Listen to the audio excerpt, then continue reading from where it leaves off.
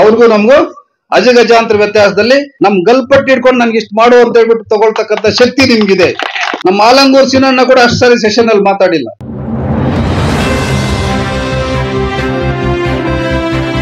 ಸೇವೆಗೂ ಸಹ ಇವತ್ತು ಪಕ್ಷ ಗುರುತಿಸಿ ನನ್ಗೊಂದು ಅಧಿಕಾರ ಕೊಟ್ಟಿದೆ.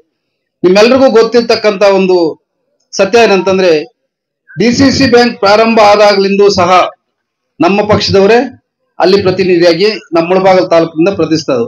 ಹೋದ ಬಾರಿ ನಮ್ಮವರೇ ನಮ್ಮನ್ನ ಯಾಮಾರಿಸಿ ಅವರು ನಿರ್ದೇಶಕರಾಗಿ ಆಯ್ಕೆ ಆದ್ರೆ ವಿನಃ ಹೋದ್ ಸಾರಿ ಚುನಾವಣೆಗೆ ಹೋಗಿದ್ರು ನಾವೇ ಆಯ್ಕೆ ಆಗ್ತಾರೆ.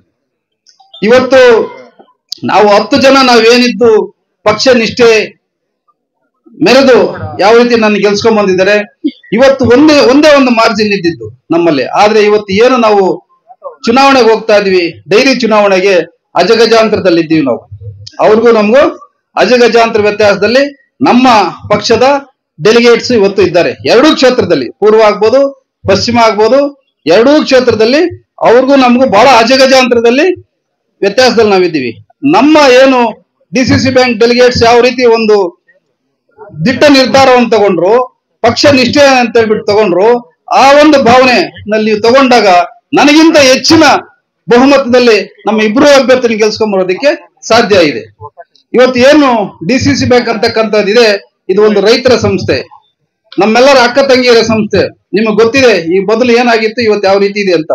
ಇವತ್ತು ಒಂದು ನ್ಯಾಷನಲೈಸ್ ಬ್ಯಾಂಕ್ ಅಲ್ಲಿ ಹೋಗಿ ನೀವೇನಾದ್ರು ಸಾಲ ತಗೋಬೇಕಾದ್ರೆ 1 ಲಕ್ಷ ರೂಪಾಯಿ ಸಾಲ ತಗೋಬೇಕಾದ್ರೆ ಮ್ಯಾನೇಜರ್ ಮುಂದೆ 10 ಸಾರಿ ಕೈ ಕೊಟ್ಕೊಂಡು ನಿಂತ್ಕೋಬೇಕು.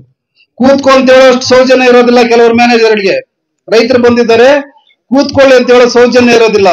ಆದ್ರೆ ಇವತ್ತು ಈ ಡಿಸಿಸಿ ಬ್ಯಾಂಕ್ ಏನಿದೆ, ನಿಮ್ಮದೇ ಬ್ಯಾಂಕ್ ಇದು. ಧೈರ್ಯವಾಗಿ ಬಂದು ಗಲಾಟೆ ಮಾಡಿ ನಮ್ ಗಲ್ಪಟ್ಟಿ ಹಿಡ್ಕೊಂಡು ನನ್ಗೆ ಇಷ್ಟು ಮಾಡು ಅಂತ ಹೇಳ್ಬಿಟ್ಟು ತಗೊಳ್ತಕ್ಕಂಥ ಶಕ್ತಿ ನಿಮ್ಗಿದೆ.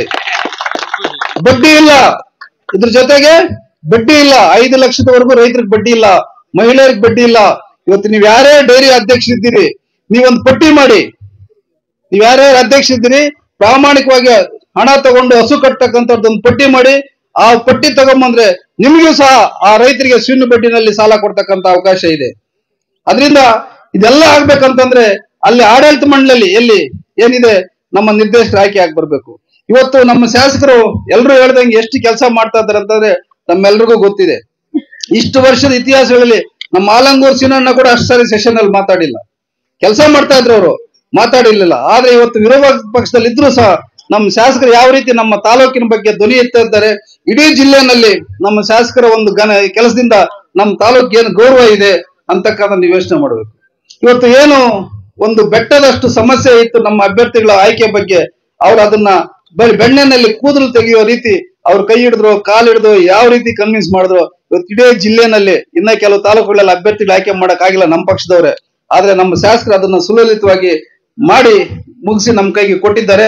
ಅದನ್ನ ಎಲ್ಲರೂ ಸೇರಿ ಒಗ್ಗಟ್ಟಿನಿಂದ ನಾವು ಗೆಲ್ಸ್ಕೊಂಡ್ಬಂದು ತಾಲೂಕಿನ ಅಭಿವೃದ್ಧಿಗೆ ನಾವೆಲ್ಲ ಪಾಲ್ಗೊಳ್ಳೋಣ ಅಂತ ಹೇಳ್ಬಿಟ್ಟು ಹೇಳ್ತಾ, ನನ್ನ ಒಂದು ಗೆಲುವಿಗೆ ಕಾರಣರಾದಂತ ಎಲ್ಲ ನಮ್ಮ ಮುಖಂಡರು, ನಮ್ಮ ಡೆಲಿಗೇಟ್ಸ್ ಅವರ ಒಂದು ಪಾದಗಳಿಗೆ ನಮಸ್ಕರಿಸ್ತಾ ನನ್ನ ಮಾತು ಮುಗಿಸ್ತಾ ಇದೀನಿ. ಜೈ ಹಿಂದ್, ಜೈ ಕರ್ನಾಟಕ.